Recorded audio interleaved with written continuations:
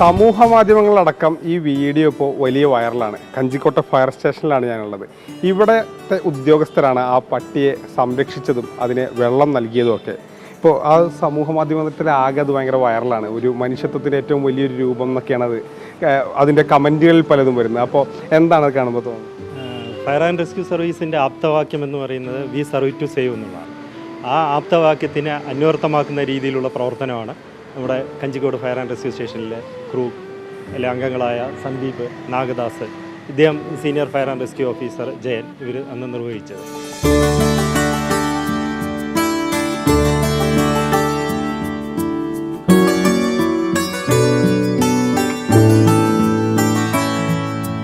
എങ്ങനെയായിരുന്നു അന്ന് ആ സമയത്ത് നായയെ കണ്ടെത്തുന്നതൊക്കെ എങ്ങനെയായിരുന്നു?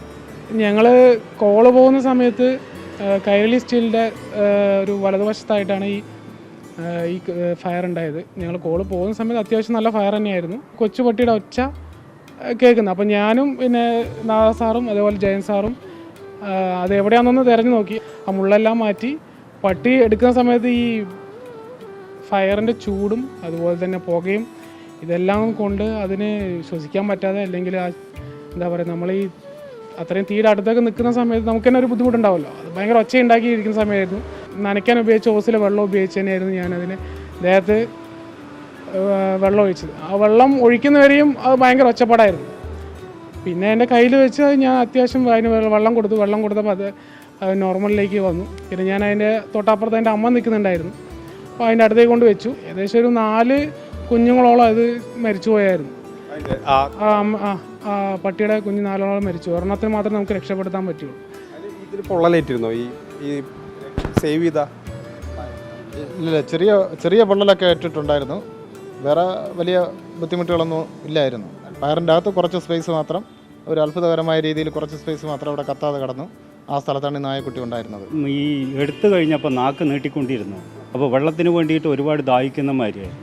അപ്പോൾ എടുത്തുകൊണ്ട് വെച്ച് അതിൻ്റെ മേലെ നമ്മൾ വെള്ളം ഒഴിച്ച് അതിന് ശേഷം വെള്ളം കുടിക്കാൻ കൊടുത്ത് ആർത്തിയോടെ നല്ലപോലെ കുടിച്ചുകൊണ്ട് അതിനുശേഷം ഈ അമ്മപ്പട്ടി ഇങ്ങനെ വന്നുകൊണ്ടിരിക്കുന്നുണ്ടായിരുന്നു. അപ്പോൾ അതിൻ്റെ അടുത്ത് കൊണ്ട് നമ്മൾ വെച്ച് കൊടുത്തു. പിന്നെ കൂട്ടി അതിൻ്റെ കൂടെ. ഈ വേനലാകുന്നതോടുകൂടി തന്നെ തിരക്കുടിച്ച ജോലിയാണല്ലോ. അപ്പോൾ അതിനിടയിൽ ഇങ്ങനെയുള്ള ഒരു കാര്യങ്ങൾ ചെയ്യാൻ പറ്റുന്ന മനസ്സിനൊരു സന്തോഷമായിരിക്കും. തീർച്ചയായിട്ടും അതൊരു സന്തോഷം നൽകുന്ന കാര്യം തന്നെയാണ്. നമുക്ക് നമ്മളെ കൊണ്ടാവുന്ന കാര്യങ്ങൾ നമ്മൾ ചെയ്യുന്നു, അത്രമാത്രമേ ഉള്ളൂ. പിന്നെ നമ്മുടെ ജോലിയുടെ ഒരു ഭാഗം കൂടെയാണല്ലോ. ഈ വീഡിയോ എഡിറ്റ് ചെയ്ത് വയനാട് നിലയത്തിൽ, കൽപ്പറ്റ നിലയത്തിലെ ജിതിൻ എന്ന് പറഞ്ഞൊരു സുഹൃത്താണ്. പുള്ളി ഫയർ ഫോഴ്സിൽ വർക്ക് ചെയ്യുന്നു. ഈ ഫയർ സ്റ്റേഷൻ ഇപ്പോൾ സമൂഹത്തിനാകെ തന്നെ മാതൃകയാണ്. മാത്രമല്ല നന്മയുടെയും കരുതലിൻ്റെയും ഒക്കെ ഒരു സന്ദേശമാണ് ആ വീഡിയോ പങ്കുവയ്ക്കുന്നത്. മൽഗോഷി മോഹനൊപ്പം ഗോകുൽ VS, മാതൃഭൂമി ന്യൂസ്, പാലക്കാട്.